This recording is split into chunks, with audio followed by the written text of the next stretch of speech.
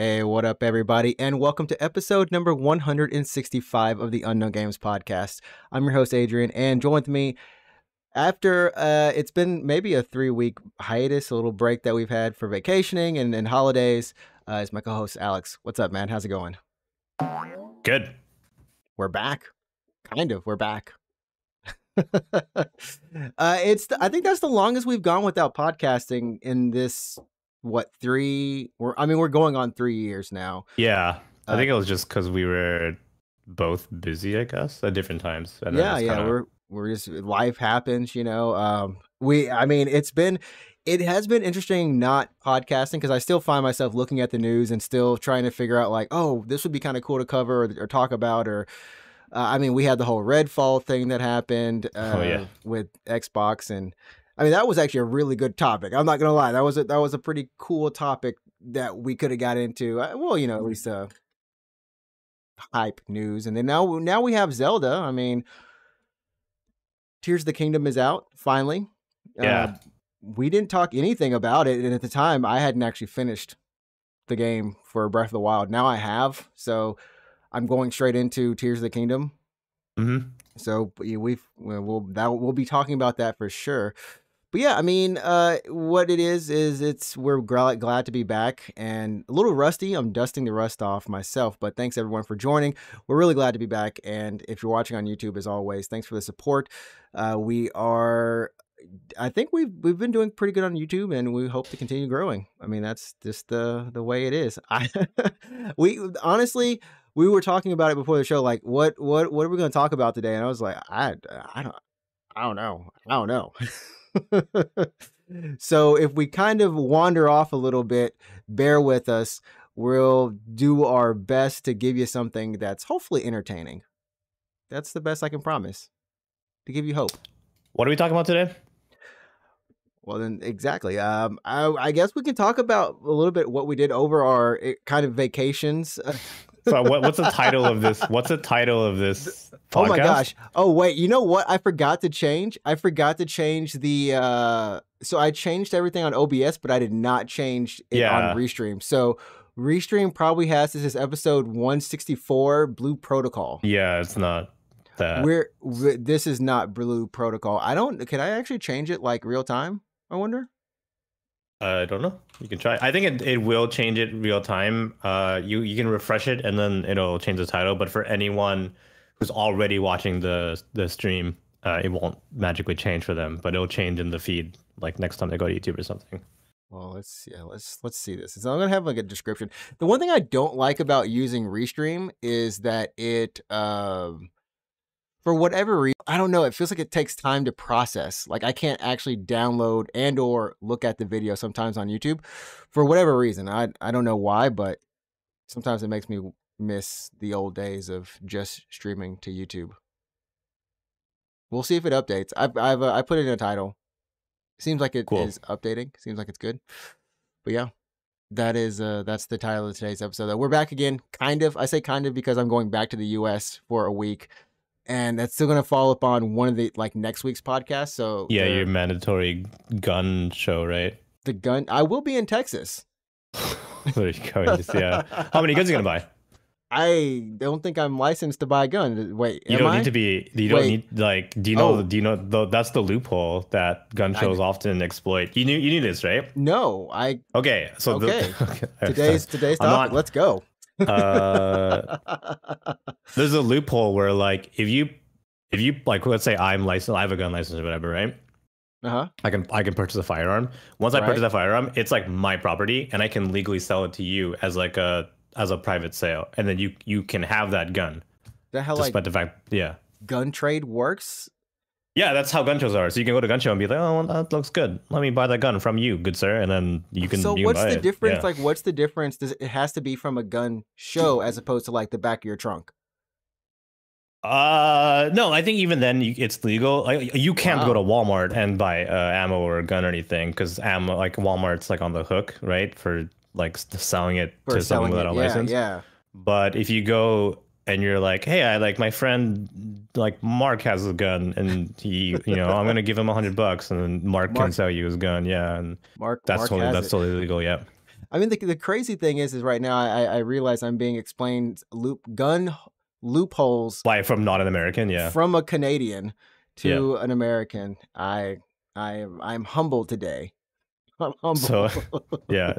Anyways, yeah. I'm humbled, but yeah, I mean, so my vacation. Over Golden Week, my friend from the U.S. came for 2 weeks, and this is his fourth time being in Japan. We've been friends since junior high school / like high school, that kind of time period. We used to play soccer together. We were in the band together, so like we honestly. The plan is that we were eventually like gonna just like design games together. Like that was like you're close homie. And that didn't work because I can't program. So yeah, have you tried learning Unity or something? That almost popped into my head just a second ago. It'd be fun. Yeah, I think it'd be a cool thing. Well, my friend was actually learning Unity himself, and he was like, "Look at this game I made." It's like, it's like a thing. He's done it before. Yeah, because he just goes it's time, so I guess, humbling. yeah. I mean, for anyone who's out there who does game design or game, who's making their own game, like for anything you do, the first thing that you make, it's very humbling because you put a lot of time into it. And it's just like, I did it. This is awesome. This is not quite what I envisioned, but the more you kind of do it, the better it'll get and better it'll look. But that first time you do whatever, it's just going to be like, what the heck? Dude, yeah, actually, worse than, like, I had no idea Final like Fantasy or whatever. I don't make games or anything, or I never have. But I remember I was looking at a game build. I wasn't working, but a guy was working on a game, and he wanted help with some translation or whatever. Mm-hmm. And yeah, it's crazy. I mean, I'm sure other engines are like this too, but in Unity, he just like made the change in front of me. He's like, "Oh, let's just make that tweak or something," and then like kind of went into I don't know, like the dev mode. I don't make games or whatever, but he like made the change basically live, and then I was like, holy shit, that is wild. That's insane, like yeah. I know Yahya has been on the show a couple of times, and he's right now he's making a Kingdom Hearts inspired game, and he's been on that for almost, I want to say it's going on half a year, maybe a little bit longer. And he showed it off at a couple of like indie dev events here in Japan. But yeah, he uses Unity, or was using Unity the last time we kind of worked on a game together. That was years ago. But it's crazy just how far programming has come for just kind of everyone, right? If you want to get into it, you really can now. You don't have to be stuck so much in the kind of the hard coding numbers that you think of when you think about programming. So I know humblebundle.com, they do a bunch of they sell games as well, but they also do bundles of software and also bundles of books and whatever. So I sign up, or I have been signed up rather, but I don't mind. Every time they do a new bundle, they're like, here's what the bundle is. And I haven't bought a Humble bundle in a long time, but I get interested in like what the bundles are.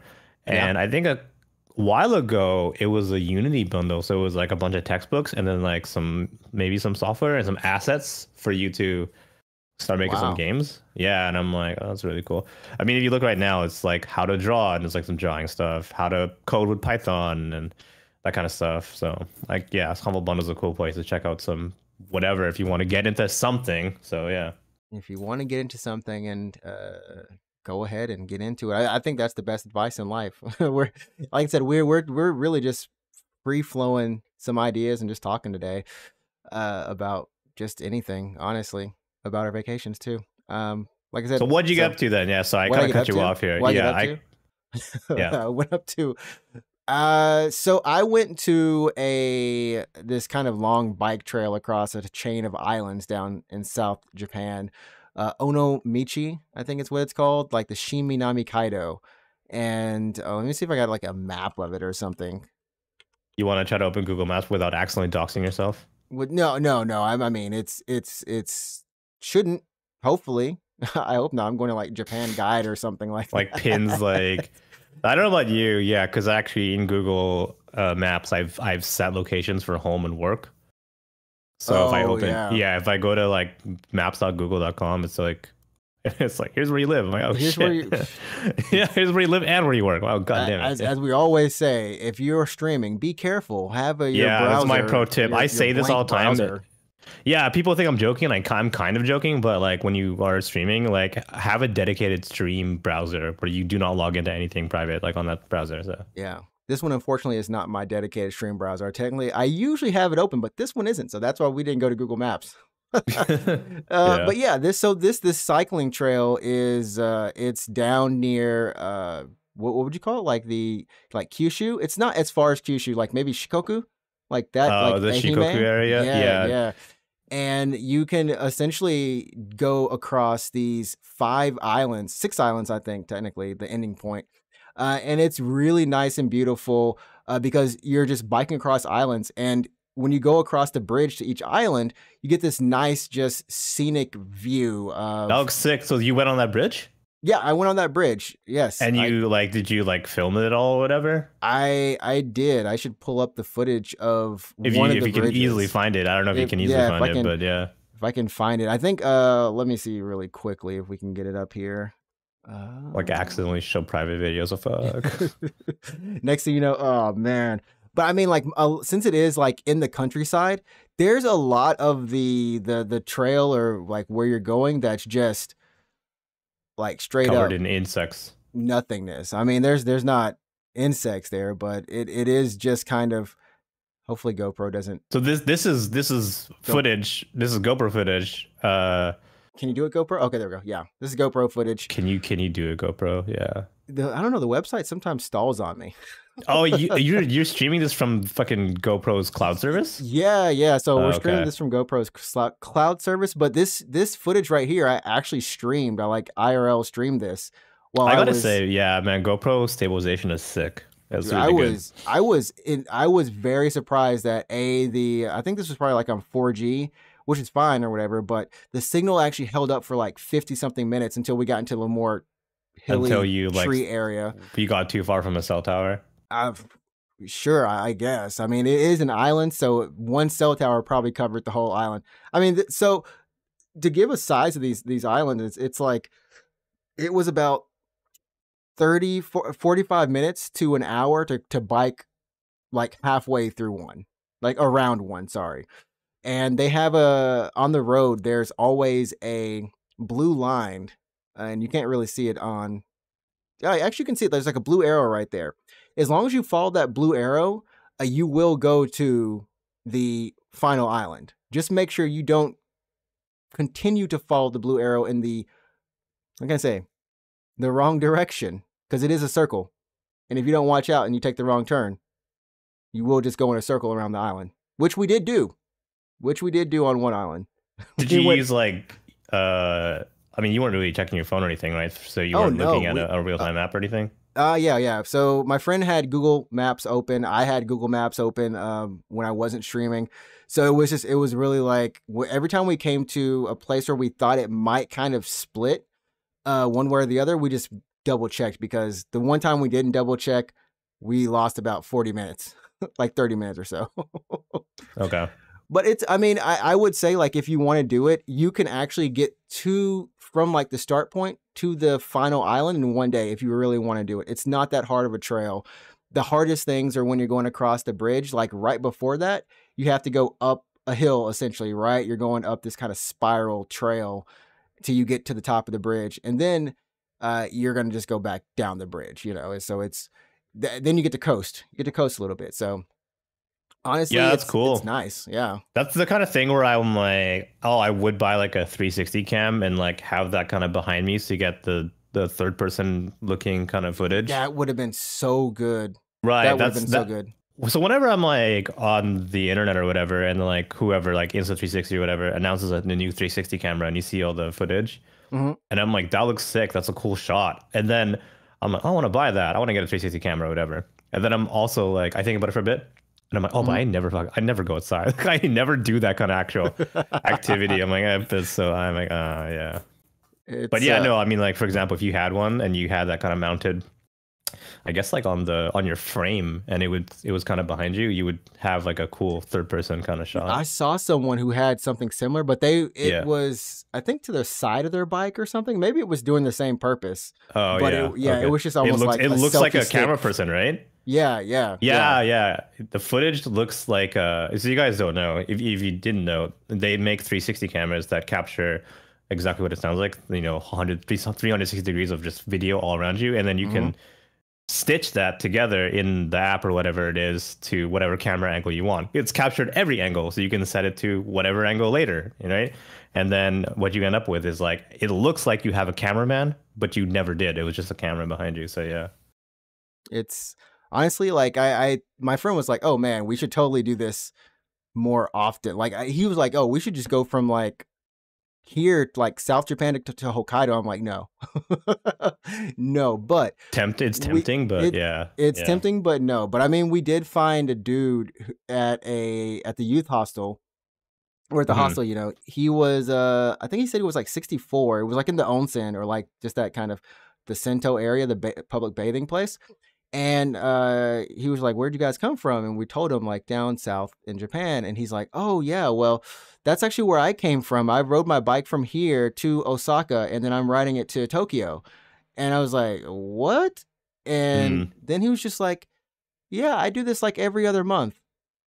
Every other month? Damn, like, yeah, after my body heals, I decide to do it again. I'm just like, okay, I mean, if you're in good physical shape, yeah, whatever, man. It's cool. Okay, dude, like you're doing it.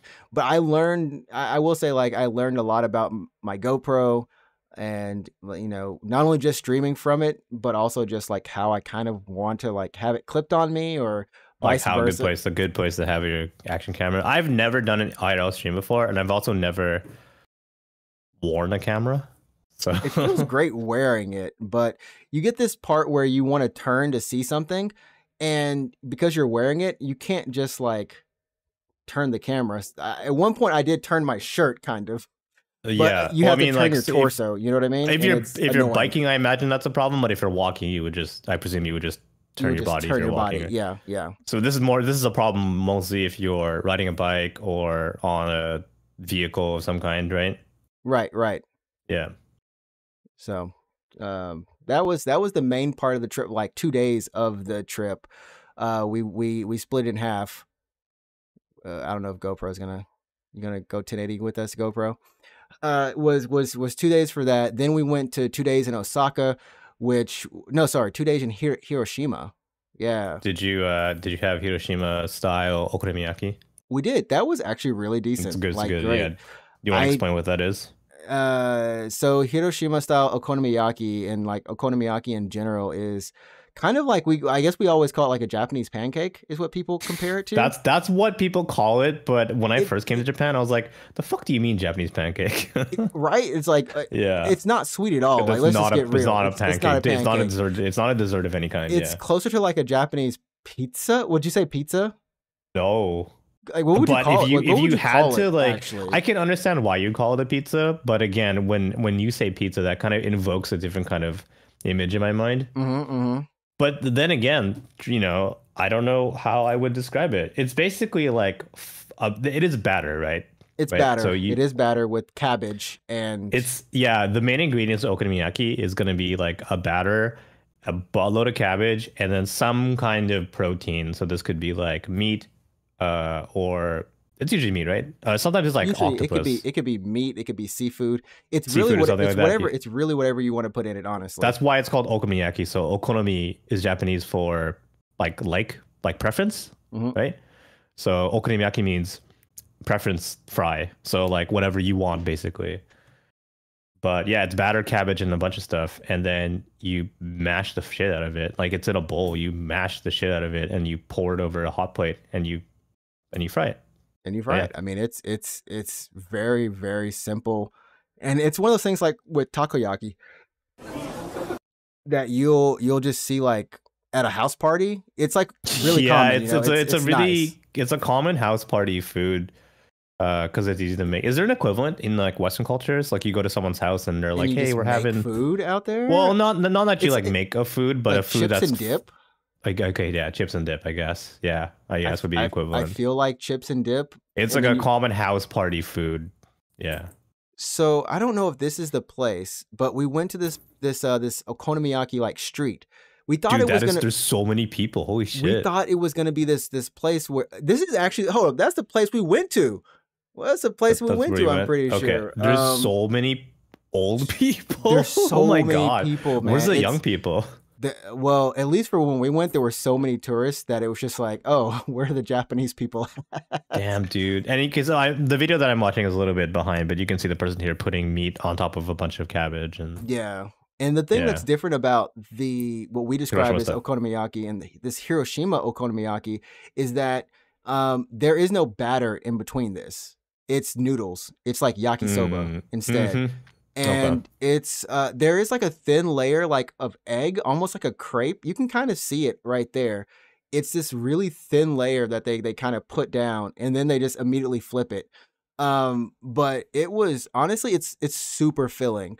And yeah, I could imagine because if they replace the batter with udon, which is way heavier, yeah, I can imagine that'd be way more filling. It was good though, man. I gotta say. Yeah, it was honestly it was really good. I don't know, like, because we went to Osaka after that and we got just Osaka okonomiyaki, and yeah, I mean I like the noodles better, but it just kind of falls apart, right? Okonomiyaki, you gotta put it on a plate. You gotta use chopsticks and you gotta just eat it piece by piece. Yeah. Yeah, this one like you just eat it like just straight up. Like once it's done, you just freaking just eat it from the hot plate type deal. It kind of like becomes yaki udon after a while, I presume. Yeah, basically, that's what it becomes, with a little bit of cabbage and whatever you have on the inside, and yeah, you just go at it.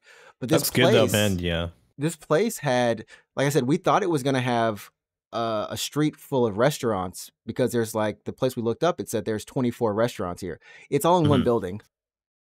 It's one building. Oh, so it's like what's it called? Like not like a shotengai, but it's like a street, I guess? Like a food street. It's a food building, like a yokocho, right? Like a food yokocho kind of thing. I wish, but no, it's like one building, and there's 4 floors, each with 6 okonomiyaki restaurants like this, just on each floor. That makes sense to me. Yeah. So there's a place that I used to go to in Shibuya. It's not okonomiyaki, but there's a place in Shibuya called Niku Yokocho, which is a bunch of izakayas on 2 floors.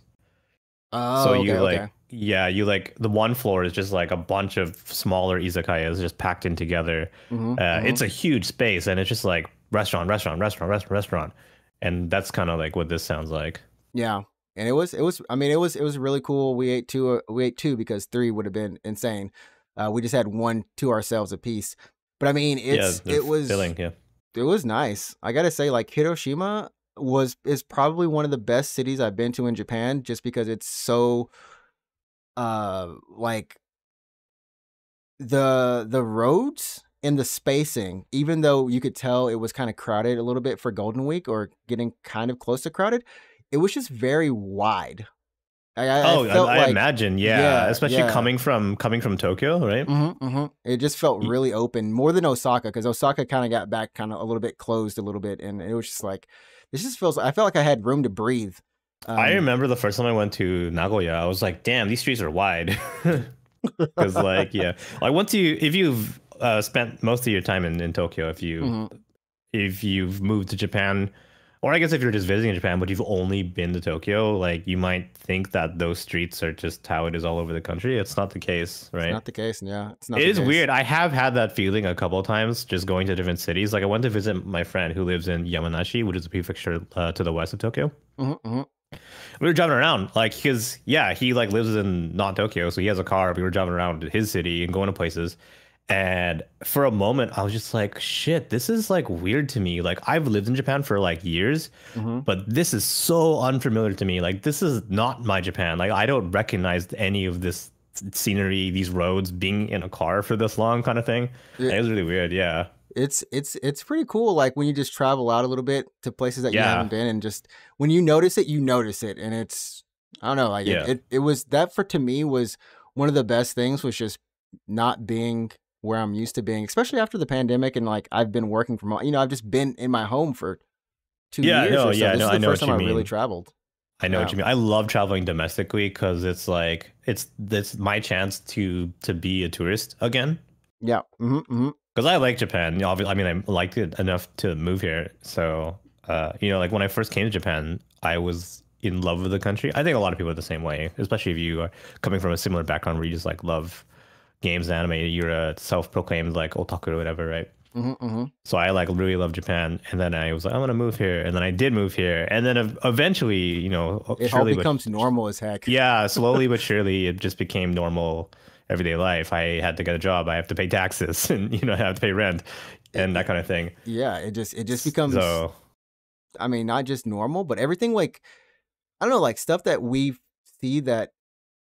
I mean, we talk about this about online, anyways. People are like, "Oh, I went to the convenience store," and you're yeah, like, I know, "Bro, yeah, it's the convenience store. yeah. Like, what the heck? There's nothing special about this."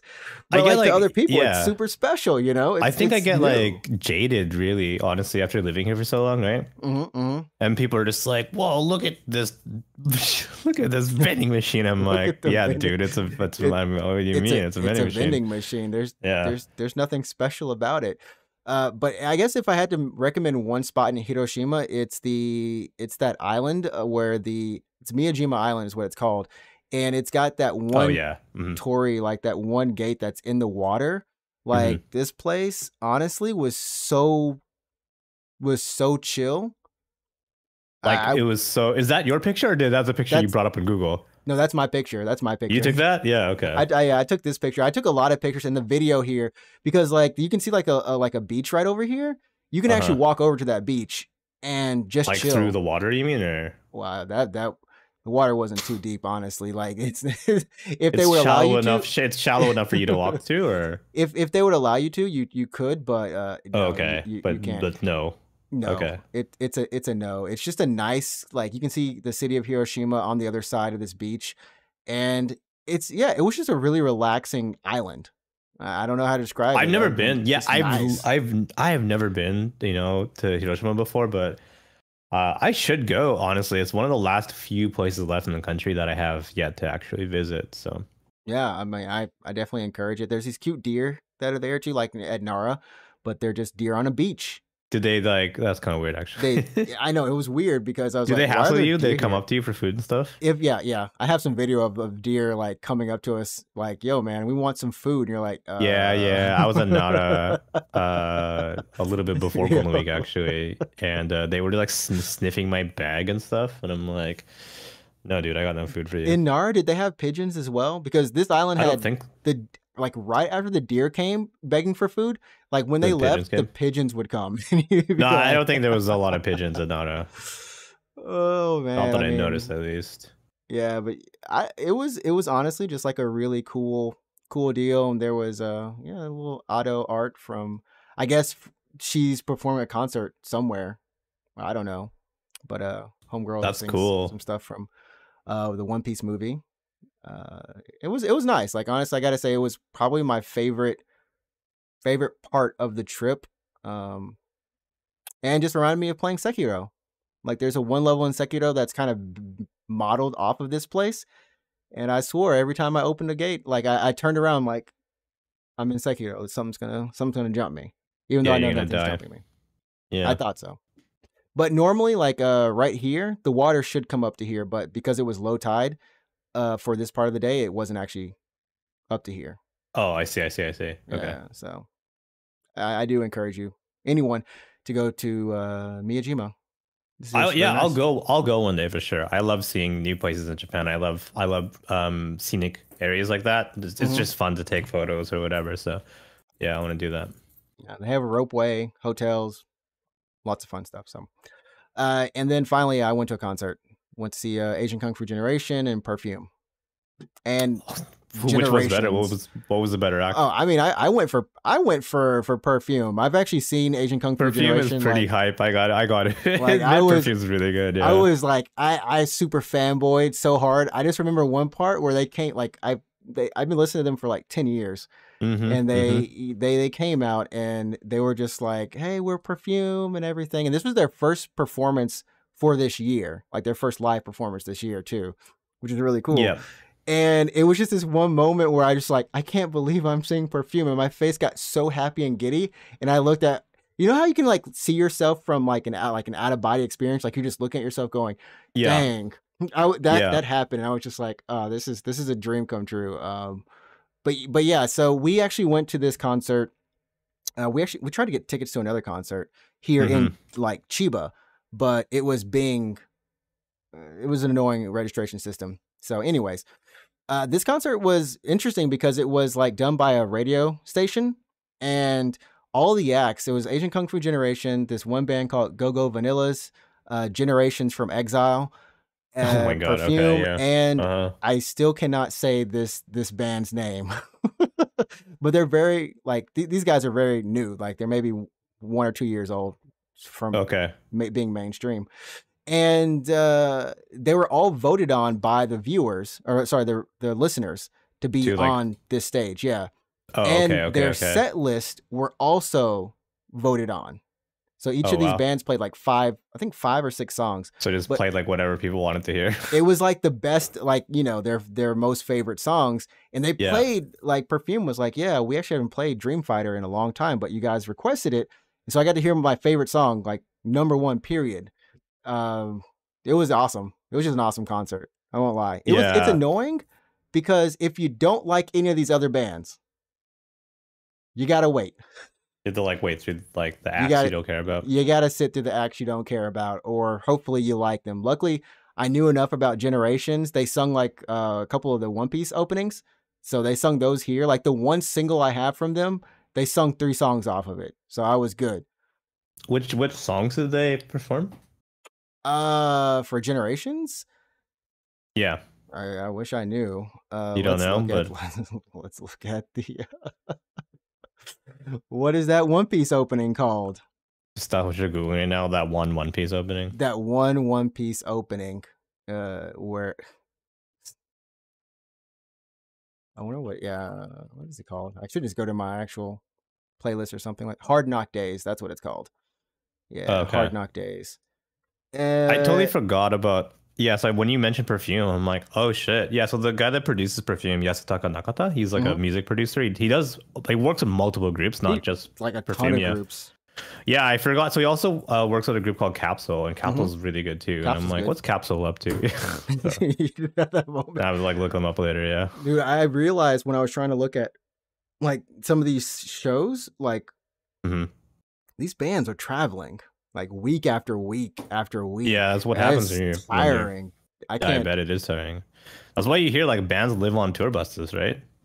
Yeah, but man, I was just like, it's crazy. I don't know. It's because I've never really been to a lot of concerts. I've been to a few, and I've been to live houses, of course, and that's just a completely different. That's if you can ever get a live house of your favorite band, do it. Like pay whatever you need to pay to get into it, because that's the best experience. You know what I mean? It's just like a small room, maybe like 100, 200 people or less. Yep. And yeah, it's cool. Awesome. And now that COVID is officially over, you can jam yourself in a room with everybody. I'm just kidding. But yeah, so on May 8th, actually, Japan officially downgraded the status of COVID to like whatever a flu is, seasonal flu. Oh, that's what that was about. Okay. Yeah. It's so COVID-19 is officially over in Japan. Yeah, it's considered a flu now. So there's no more restrictions in terms of like distancing, or like you have to wear a mask. There was never a mask mandate, but now they're being like, you don't need to wear one, really, guys. Yeah. Also, like an anecdote. So at my gym, actually, they had a alcohol disinfectant at the entrance, and then I had another alcohol kind of disinfecting station right by the machines, and every machine had like a bottle of like disinfectant for you to wipe down the machine when you were done. On the 8th, like magic, dude, like all those they disappeared. Were gone. They were gone. And I can kind of understand. I can be like, okay, I can kind of get why you take away the alcohol at the entrance and stuff, sure, right? But at the very least, I want to wipe the machine before and after I'm going to use it, not because of COVID, because it's kind of gross. It's just cleanly. It's just that's actually like being clean. Like it's not a COVID thing, and I just want to wipe. I just want to wipe it down. Like, yeah. I mean, I will say that for majority of this trip, there was a good amount of people who were not wearing masks. Yeah, that number is going down. It was like half and half. It felt more like like half and half. And for me, honestly, I started wearing my mask, but my friend, from the US, he's like, fuck masks. Well, no, I mean, he was fairly responsible. He had like a cloth mask that he would wear, where it would just be like, hey, if we're in a building or something, he would put it on, or like on the train, he would put it on. But outside, throw it on, yeah. And I just realized like how used to wearing mask and talking like you and I are, because like I can understand what you're saying. Like my ears are just kind of tuned to it, right? But when I was trying to talk to him with my mask on, he was just like, "What are you saying? Like, what are you saying?" And I'm just like, "Oh, I guess I have to take my mask off now." So, yeah. I do notice that the number is going down every time I go out. Also, tourists just don't. I don't see tourists wear masks. They don't do it. Yeah. They just don't. I mean, this is Osaka on the night of the 28th. So like, yeah, you can see. Look at every single tourist, and yep. every tourist, and then like Japanese people, it's like half and half. It's that just, number's like getting close to half and half now for Japanese. So it's very interesting to see where we are now to where we were. My friend did not go to McDonald's. I was sad, and I was like, "Bro, you need to go to some McDonald's while you're here." You gotta make up for that. You gotta go to gotta go to McDonald's. Yeah, I did try the chicken nuggets with the tandoori sauce. What do you think of it? Pretty good, right? It was actually pretty good. I mean, I feel like I'd just rather eat actual tandoori chicken. Tandoori chicken. Yeah. Yeah, but let's say, but if you want like nuggets and tandoori, that's the way to do it. The sauce is close enough. The sauce is close enough, but you know, if you can like just get actual. You know, Freshest Burger has age tofu burgers right now. It's pretty messed up. You go look it up. Like it's age tofu. Like they straight up just put age tofu on a hamburger. It's not flat at all. Like it's not an age tofu patty. It's straight up just like age tofu on a burger. You want to show this on the stream or whatever? I'm trying to look this up. Oh, what the heck? Well, age tofu basically is fried tofu. So tofu and age meaning fry. So it's just fried tofu. So deep fried tofu. And it's just cut into cubes. It's the same shape as tofu, and then they just threw that onto a burger, it's called the age tofu burger. Yeah, I mean, I like age tofu. Sure. Number one, have you tried it on a burger? This looks like, why do I need the buns? Like, why do I need? Why do I need any of this? It tastes like it looks. Honestly, it tastes the way that it looks. It is literally age tofu on a burger. Like that's all it is. Yeah. Well, it's fine. I had it. Yeah, I've had it. It's okay. It's what you think it is. But like, you don't need like the burger, like the buns, and you don't need like the meat underneath it. You just like the tofu with the sauce on it is good enough. Well, I mean, you have to hold it. It's a burger after all. But what did they get this from? Like the Gohan burgers, the rice burgers at McDonald's? Is this like stick tofu on a burger instead? Well, I mean, the rice burgers at McDonald's replaces the buns with rice patties, I guess. Yeah. But this is just like a regular cheeseburger. No, there's no cheese. There's no cheese. Does it fit in your mouth? Yeah, you just squish it a little bit. But yeah, you know, it was all right. I mean, it's tofu. It's not very like hard. It is very soft. So just squish it down. And it'll fit in your mouth. What's the meat on this? Is it a? It's just like a hamburger, dude. It's just a burger. I don't know. I almost don't know how to feel about this. It doesn't look bad. It's just like something where I'm just like, was it needed? I'm telling you, man, it tastes the way that it looks. It's age tofu on a hamburger. That's literally it. I mean, it's fried tofu on a burger. It ends on the 30th. What are the two flavors? You should do it, dude. I don't. Is there a Freshest Burger near us? Near me, yes. It's probably within Uber distance for you, but yeah. They have this mentaiko. Oh man, I got don't do mentaiko. Do the shoyu man. Do the shoyu one. The kurosu. Yeah. Is it kurosu anzu? Yeah. Do the black vinegar one. Yeah. If I do this, yeah, I'll do that one. I mean, I don't want to like pimp it. I'm like, dude, you gotta try it. It's so good. I'm just like, I'm telling you, man. It's like literally it's age tofu on a burger. Age tofu. I mean, age tofu was my gateway into tofu. Before that, you started from age tofu? You didn't even go from like regular tofu? Why? No, I didn't even know like what regular tofu really was or tasted like that much. Tastes like nothing. But at school, they would have like this age tofu, and I didn't know it was tofu. I just was like, oh, this is actually really good. And then after that, dude, man, I put in my hot pot, anything. I Yeah, devour no, it. they trick you into eating tofu. You're like, you're a beta male Dude, now. the school tricked me into eating natto. Like I finally got to Oh like a point man, where it's like, oh man, natto's so good. Because I you like had to, natto? man. I had to eat it for the kids. Like, For well, the kids. for the kids. Well, you know, in school, the teachers are an example, so they have to eat everything on their plates. So funny if you're just like, man, fuck this shit. Dude, I used to try to hustle some kids. I'd be like, yo, can I get your so there was this you know, like there's chocolate milk, right? But in You Japan, trade kids. I tried to trade for like that chocolate milk. I'd be like, can I get the mirumelku? What's it called? Mirumeku?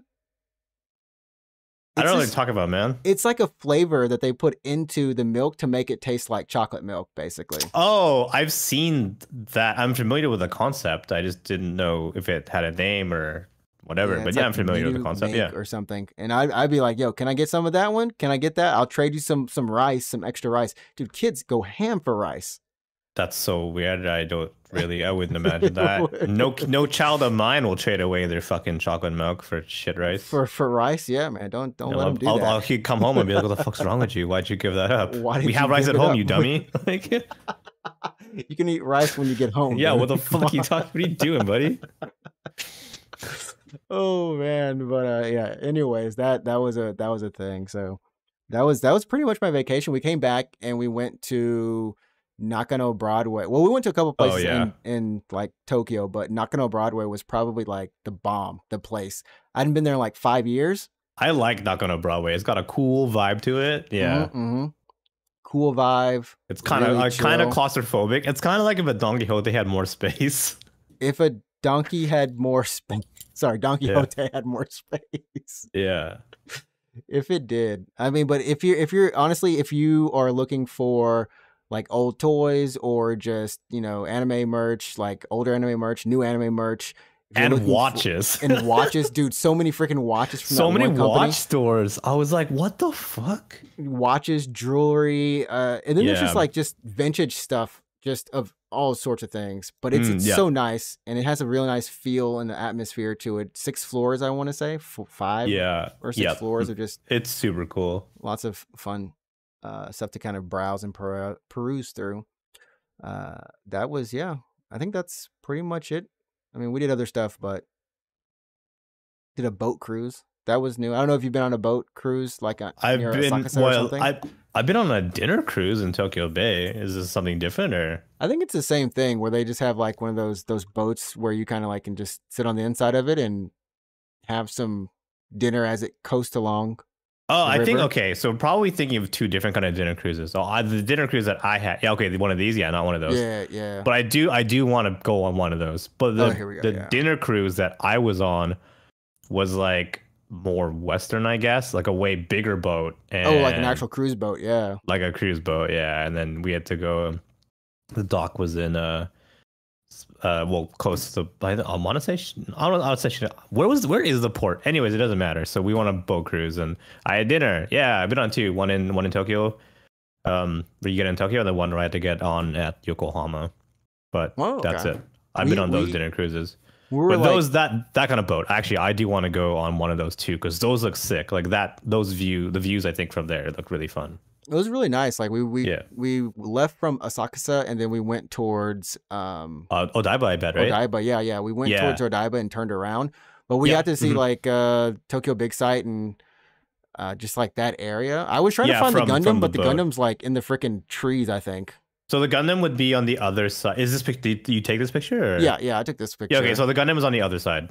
Oh, like the other side, like just the like through those buildings, like through. You can't, Okay. I thought it was like right behind those trees. It's not by the water, no. I actually, come to think of it, I don't think I've been to this side of Odaiba in a long time. Like the back. I was there on the weekend, actually. Yeah, I was there recently. Yeah. So I mean, I think it was about $100 per person. That's not too bad, I guess. Yeah, it's not too bad. There was like a little bit of a course of what is this food over here? It's like, yeah, what did you eat, man? I'm curious. There was like tempura, sashimi. There's some tofu, like goma tofu. There was a little bit of meat. So some definitely eggs. Japanese, right? It was very Japanese. Yeah, it was very Japanese. And then this like little thing it was just like some pieces of steak and mushroom that they we're kind of cooking. Oh, But it's okay. all you can drink, and yeah, I mean it's a 2 hour thing. So it And was you went just before sunset, I guess, and you yeah, came yeah, back just in. before Yeah. sunset, maybe around 5. I think it was 5:30, 5 or something like Right. 5:30, and we Okay. got back around 8. So That's wasn't too cool. bad. It was all Yeah, right. I heard on the well, I read in a news article that during the pandemic, like those boats were like so close to being like bankrupt because they had Just like bankrupt because no no one can. business. Yeah.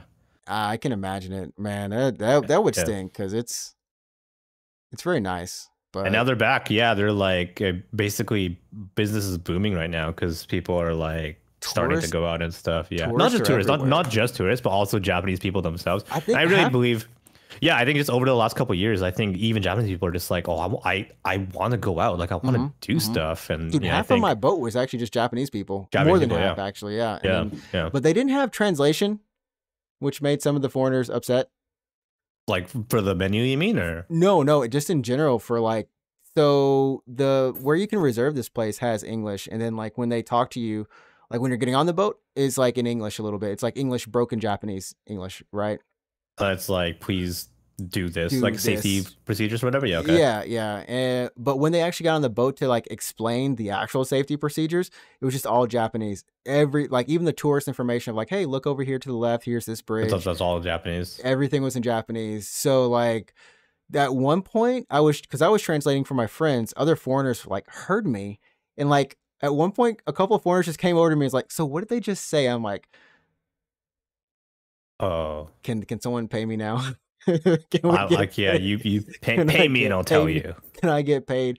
But no, I mean, I translated for everyone for a little bit, and but yeah, it was just. I hopefully they can like fix that as time Is it? goes It could be forward. just that one company. I don't know if It could other, be. It really yeah, could be companies are. because they gave a survey in this like British. Well, I don't know if she's from Britain, but someone from like Europe That's okay. Yeah, with maybe that's a a. potential British accent. You're just really bad at accents. But they got like really upset because they were Oh, like, "So really? you're yeah At the company? at so this the guy who was like kind of like the waiter handed Yeah. everyone a survey, right? Hmm. And she was just like, so you want me to give you a survey? You want me to take this survey on how you did? And there's English on this survey, but you guys didn't speak any English to us at all. But Like she was what's that telling about? this guy off in Yes, English, in English. and This the guy who the probably poor guy is probably just like, I don't know what you're saying to me right and now. it was like a good like 2 or 3 minutes too. It was What? she was Oh, loud. She was kind of loud too. And my friend was just like at the very end. He gets off the boat and he's like, "That lady was a douche. Like honestly, look, she's a like I horrible understand. person." I okay. On in one way, I can kind of understand how she's feeling. Sure, especially if you've spent money on this Yeah, I mean experience. they spent Sure, good I money can on it, right? understand, but to kind of like tell this poor guy off who number one has no idea what you're saying. Yeah, Number yeah, two, it's yeah, not even his fault. yeah. Like, just put in a. That's why the survey's for. That's what the survey was like I will. broken. I'm I pretty will sure that forward, yeah, your feedback, but I am pretty sure the survey was Google Translate from like 7 years ago. that's probably just really bad. Like It, it, broken, yeah, yeah. So I mean I wrote mine in English and in Japanese to make sure they got the sure. message, but it was But it sure, was other yeah. than that it was a nice cruise.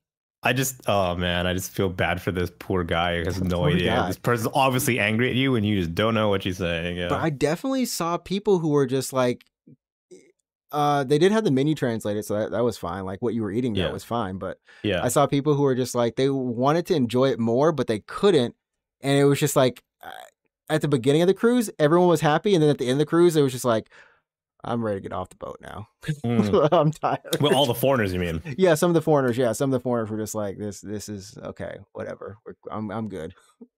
I didn't waste money, but it's not Yeah, I'm curious. I want to know what my parents would think of that because I don't know. My parents would just be like, "Oh, whatever, nice view. I don't care," right. or Maybe. or if they Um, just be like, "What? I don't know what you're saying." I don't know. So, but at least that's so something I want to do. Because I've seen those boats. If you just go yeah. to you just go to Odaiba actually at night and look into the water and you'll see a bunch of those boats. There's like Hmm. yeah, and they look great. It's super cool, like at least to me, a nice view. at the boats. I'm sure the view is also good from the boats. So I've been curious. Yeah, it is from Asakusa, right? That's where you take off. Yeah, it was from Asakusa, was where we took off at, and yeah, it was nice. I'll do it one day, as long as I don't have like a sudden fear of water or whatever. I mean, because like hearing about because there's the cruises like in Hokkaido, right? There's also the cruise. There was a river cruise in Kyoto, and like I think a couple months ago, they're just like the fucking boat sank, no survivors. What? How? No, I think sorry, Hokkaido was no survivors, and I think the boat's name was Hokkaido. No, it was a boat cruise in Hokkaido. In Hokkaido, okay. And this was last year, something like that, where they it's a tourism boat cruise, and they kind of go out into the waters. And I don't know, but for some reason the boat like sank. They sank, like everyone like died. Like there was 0 survivors from that accident. Insanity, man, insanity. Yeah. And then I think it was a couple months ago, but it was in Kyoto, I think. But there are survivors from this one. I think a father and his son survived, at least, because I read about that in the news. The son was like convinced he was gonna die. He didn't. Like he got managed to not drown. But yeah, it was a boat accident, like in Kyoto, I believe. So I'm just like, what if, I mean, that could be me. Like, what if I want to go on a fucking... honestly, there was some like turbulence, some waves that were just crashing into the I'm like, I've only been on a boat like less than 5 times in my life. And this trip I've been on two, like a ferry and this boat. It was too much. It was exponentially. Yeah, I'm just typing in Kyoto River Cruise accident. Here we go. All right, so March 28th of this year. Jeez. A rower died following a tour boat accident in the Hozugawa River on March 28th. According to Kyoto Prefectural Police, the 51-year-old rower was pronounced dead at a hospital. He was rushed in a state of cardiac arrest. A total of 29 people, 25 passengers, including 3 children and 4 crew members, were aboard the boat. All 29 people were thrown into the river by the force of the boat running aground. So at least one person died. Wow. But otherwise, I believe everyone else survived. Insane. Yeah. And that was March. So that was like 3 months ago. I mean, I guess because technically this boat, while it is in the water, it's kind of like, let me see, I have like a video of what the boat looks like from like a boat. From another boat, you mean? From another boat, yeah. I mean, you're filming a boat from your boat. I'm filming a boat from our boat on the top deck of the boat. Yeah, there it is. Yeah, it looks not nice, exactly. Yeah, it's nice. It looks super nice. I like that. Yeah. Yeah. Anyways, I would love to go, as long as I don't have a sudden fear of shit, I'm gonna die kind of thing. As long as the boat doesn't do what it did in Hokkaido. Yeah, you'll Kyoto or whatever. Or Kyoto, anywhere. I guess I don't know if we want to talk about the Mario Brothers movie, end on some game stuff, or sure. Let's talk about the Mario Brothers movie real fast. Give me your 2-line review. A movie with a plot as thin as the game. It was fun. I would argue that the games have more plot than the movie, dude. Honestly. I'm like not really joking.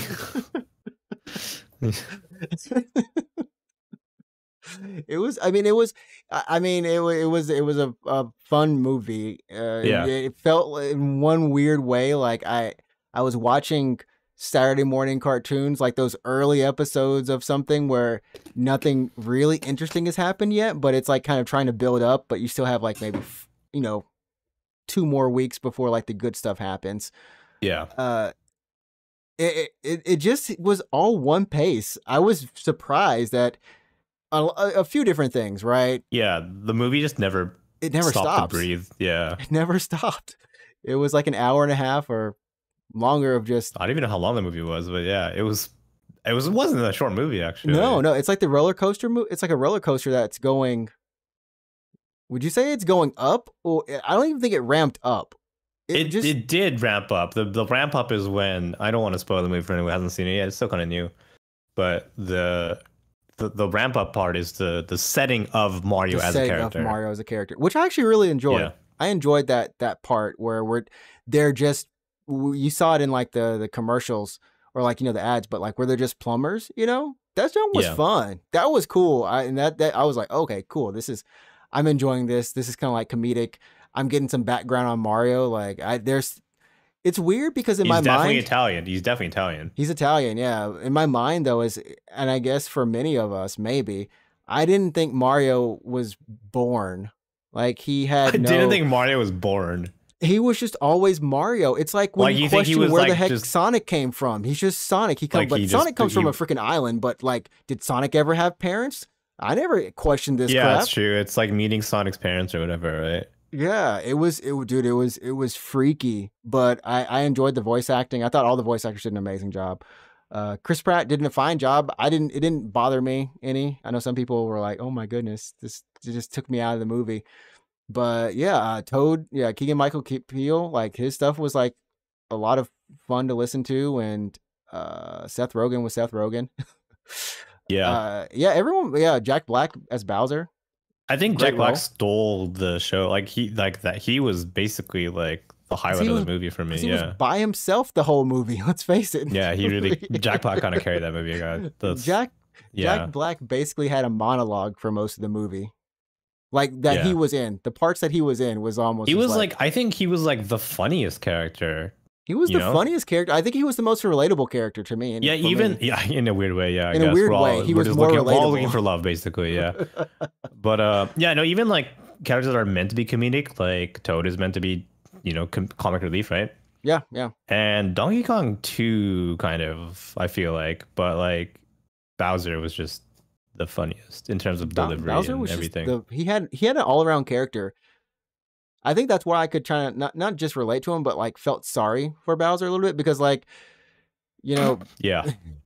Because he's not evil. He's just kind of like misguided. exactly. They actually pulled that off for Bowser, and that's a side of Bowser I don't think he's not a bad guy, right? We've never actually seen before. Usually he's just like, actually we don't even know his reason for kidnapping the princess. He just have you ever played Super Mario RPG? No. Right, so you know what it is. It's a Super Famicom game, Yeah, right? It's yeah. a very popular. I actually streamed it like last year, or whatever. Mm-hmm. In Japanese, that was fun.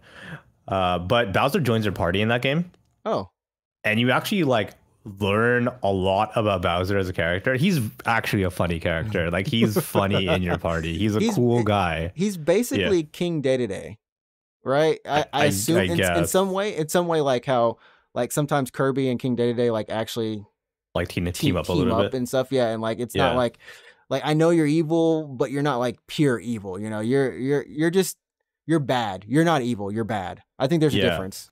So Bowser joins your party in that game, and he's like actually a pretty funny character. So I still need that's still on my list to play. Like, and honestly, it's a short game. If you want to play it, like even if you don't want to stream it, just play it. It's a short game. It's like 25 hours, man. I feel like at least for the part of the movie that I really enjoyed, were just seeing a lot of nods to not just the Other game, games. like just all the games, right? And how they move, like what they were doing on screen, how everything was represented. I felt like that was perfect. Sure. Like, yeah, all of I that agree. was perfect. I would say it's definitely a movie of fan references. I guess that's how I would describe it. It's a bunch of fan references. It's a bunch of fan references. Yeah, it was fine. It was very okay. It was very okay. It's very okay. I would almost say I wish that I didn't watch a lot of the previews for the movie before it came out, like the trailers. Mm-hmm. Yeah, I watched like 2 trailers, I think. But I wish I didn't even watch any of them. You think you would have liked them more? No, but I felt like they used up a lot of content for the trailers. Yeah, there was a lot of good content. It is true. Actually, I think I would agree with you. There's oddly too much content in those trailers. Yeah. So that was there. If you haven't seen Guardians of the Galaxy 3, Volume 3, definitely go watch that too. That was good. That was honestly a really good movie. And I almost like just straight up bawled in the theaters. Cried. That was a good movie. I've only seen like one Marvel movie. I forgot. Somehow you've only seen one Marvel movie. And I've seen like 2. I've seen 2. I've seen Avengers, like the first Avengers, and then I saw Guardians of the Galaxy Volume 1. I mean, I think that's it. Those are the only movies I've seen. I mean, but those are good ones to have seen, though. Yeah, well, I haven't seen any Iron Man movies. I haven't seen any Captain America movies. I haven't seen Thor of any kind. I haven't seen the new Spider-Man one, like with Tom Holland, the new Spider-Man movies. Mm-hmm. Because that's MCU now officially, right? Yeah, those are MCU technically. Yeah, officially. Yeah. So I haven't seen those, and fuck, that's it, man. I've seen 2 movies. So I mean, you got. do I hate movies? No, I don't know, man. I don't watch. I think them, once you get so Disney Plus has them all in like chronological order, like a list. Yeah, and you can just binge them. Yeah, you just binge it. Right. That's the thing. Here's the thing. Oh man, I know. I've thought about it. I thought about like signing up for Disney Plus because, like I said, I don't hate the films at all. I don't think I'm not doing that thing where like they're popular so they're bad kind of mentality. I just like haven't gone around. That's the same reason why I haven't played Elden Ring. I'm sure it's a good game, right? I just haven't played it. But like, we're all judging right now. When I like think about sitting down at my computer after work to be like, here we go, 4 hours for movies. I'm like, I don't actually want to do that. That's a long time for movies. 4 hours is a lot. I mean, and there's like 30 plus of these movies now, or close to 50. Many, yeah. There's a lot. There's I know there's some people that are like, just watch it passively, like have it on while you're doing the dishes, or just have the movie on. I can't do that. I can't do that either. Like if I'm like committed to watch a movie, I'm like watching that movie. Like I'm not like tabbing out. I'm not working. I cannot like divide my attention like that. So. I mean, I guess I would say you could just watch it on the like TV, like sofa, not in front of your computer. That might help. But then even then, I'm just like, I don't know. I can't imagine myself like sitting down and being like, Iron Man 1, let's do it. I don't know. It almost does feel like a very much dedicated chore. It's weird. And no, yeah, there's some people that are easily just like, yeah, I'll watch a movie 2 hours. Well, not a big deal. But I'm just like, shit, 2 hours, man. But then at the same time, I'm like, I'll fucking play a JRPG for 2 hours. I'll grind for 2 hours. I mean, it goes by arguably worse. Yeah. I feel like sometimes it can go by quicker when you're just grinding, because you can kind of turn your brain off and just do.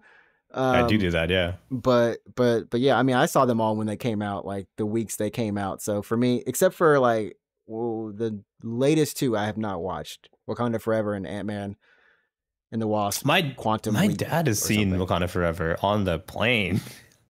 That's where I catch up with a lot of them too. Sometimes a lot of movies, yeah. Yeah, because I would see them with my friends. Oh my god, that was like a friend event. Every time I go on a plane and I'm like, what are the movies? And I'm like, whoa, I want to see that. Oh, I want to see that. I want to see that. And I'm like, let's watch these movies when I'm on a plane. Go to sleep on them? I don't. Well, I also, part of it is I fall asleep.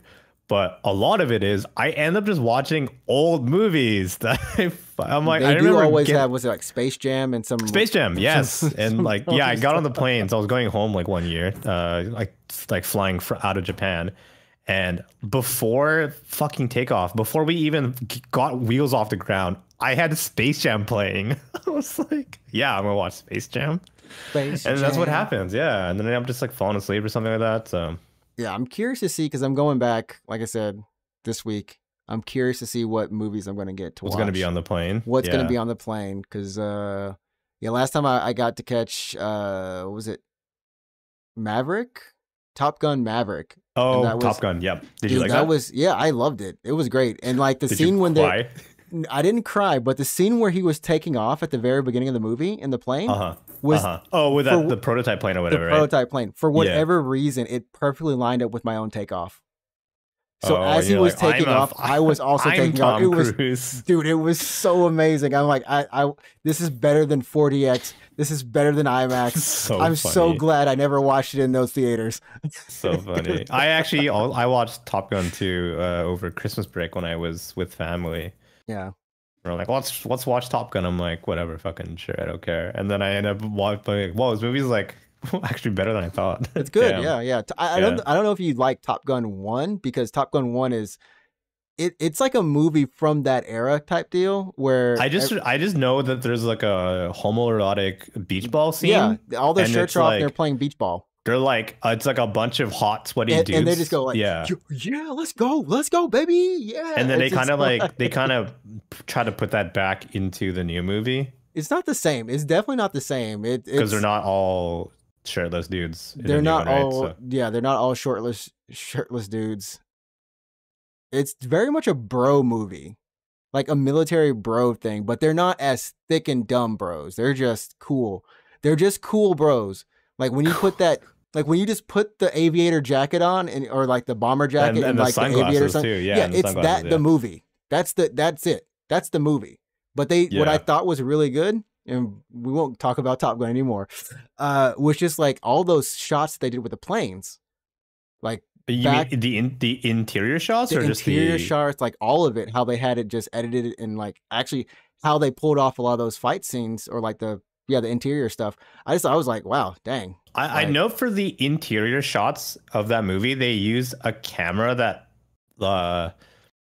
like the lens and the camera body were like separated and they were connected by a cable, because the only way to fit a camera in the cockpit was to have the camera basically not in the cockpit. So they basically just had the lens in the cockpit and there was like a cable that connected the lens to the actual camera body, and that's how they shot the interior scenes of the movie. Crazy. Yeah. Craziness, man. Craziness. Cool. Well, that's, I guess, going to do it for us for this week. Where can they find you on the Twitch? Yeah, I'm on Twitch. I stream twice a week. I'm playing through Live Alive right now, actually, which is a remake of a Super Famicom game. Mm-hmm. It's been pretty wild so far. It's a very weird game. It's incredibly weird. So if you want to check out a quirky RPG, come hang out while we're still playing it. But yeah, I'm over at twitch.tv/route24. It's ROUTE24. And yeah, when I stream, Wednesday, Thursday, 9 p.m. JST. There we go. And you can also find me on Twitch at Ninja Tricksta, NINJATRXTA. I feel like I misspelled that somewhere, but you can see it on the screen. And I'm currently playing, I finished Breath of the Wild, finally finished it. And now I'll be going into Tears of the Kingdom because my chat, shout out to Ruination. Wait, you actually playing Tears of the Kingdom? You actually playing Tears of the Kingdom? This is what happened. I literally said, okay, guys, I don't know if I really want to go into Tears of the Kingdom because we'll spend roughly around like 5 months out of this entire year with Link. Playing Tears of the Kingdom. Playing like both of these games. So you're doing Breath of the Wild and Tears of the Kingdom back to back, and dude, I have a feeling I've been kind of avoiding stuff, and it all I know is Ruin donated $70 for me to buy the game. So now you feel obligated to play Tears of the Kingdom. Not only obligated, not in a bad way, but it feels like that Elden Ring moment a little bit. And I was literally like on the 12th when the game launched here in Japan, around the world. I was just in the store looking at the game going, I want to buy the game, but I don't have the money right now, but I want to buy the game. But I'm like, but then again, I don't want to just like, do I really want to go into it again? And I was like, if it's this the case, I probably just want to buy the game and play it. So funny. You should be like, thanks for the money, guys. We're going to play Yakuza. We're going to play. Here's another game. We'll come back to that. This game's good. This game's just as good. I promise. Don't worry. But I have an odd feeling that if I were to come back to Zelda next year or some other time, I would have to fight the controls again. And I don't want to put up with that. So you want to just like get it out of the way now, so to speak. So you're fresh on the controls. Yeah, I'm fresh on the controls. I'm fresh on, I still love playing. I enjoyed my playthrough. There are still complaints I have about the game. They probably will not change too much from the next game. I'm more worried about how much stuff I'll have to build, or if I'll need to build. Most of it. So I haven't played the game at all, but like so far on Twitter, at least, from the people that I follow or the people that I follow that are retweeting other like feedback is like the shrines are just like, you can solve the shrines in the stupidest ways because the game is so flexible and open because you can like build shit. So like there might be like a certain solution to a shrine, but you can basically not do that. You can ignore it. So people are like, I don't play the game at all, so I have no idea really the context, but it's just a shrine where you're meant to build like a raft. But like some dude, instead of doing that, just like made a long ass pole and laid that down and used it as a bridge. And it like worked obviously because it's that one. It works. I mean, that's the thing that they did in the first game was even the shrines you have there, there is a solid way to solve it, but because of the physics and how you can do weird things like boost in the air, right? Yeah, you can like explode yourself over the walls and stuff. Exactly. I didn't do that part of it, but I know I solved more than one of my shrines in a kind of odd way. In a weird way. Okay. And yeah. So it's just more of that. We'll see how it goes. I'm looking forward to hopefully more story. Give me more story in the game. Anyways, I'm sure you'll get it. So that's going to be it for us this week. Once again, thanks so much for joining. If you are listening on any of the audio services, go ahead and rate us 5 stars. And if you're listening on YouTube or watching, go ahead and leave a like on the video. Thumbs up it. Subscribe to the channel. We'll catch you all next week. The week after next. There we go. We'll catch you the week after next. Yeah. I guess be good. Be good. Until then, for episode Peace. 166. See you later. Peace. Beep, beep. This is not the right window to be showing. Are you still live? I'm still live. It's okay. It's not like there's anything on here. Okay. Goodbye, everyone.